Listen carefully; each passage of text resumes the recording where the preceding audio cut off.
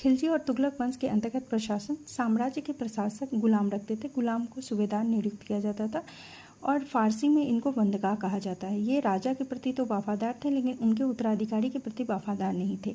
इक्ता व्यवस्था देखें तो इक्ता का मतलब होता है भूमि का इलाका, जिसके अधिकारी मुक्ति कहलाते थे। इनको राजस्व इकट्ठा करने का, सैनिक अभियान नेतृत्व करने का और नियम बनाने का अधिकार था। इन मुक्ति पर नियंत्रण किस तरीके से रखा जाता था, तो अलाउद्दीन खिलजी सबसे ज़्यादा नियंत्रण बनाए हुए थे।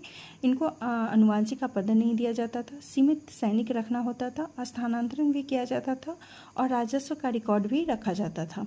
अगला एक पॉइंट देखते हैं कि गुलामों को राजनैतिक पद दिया जाता था।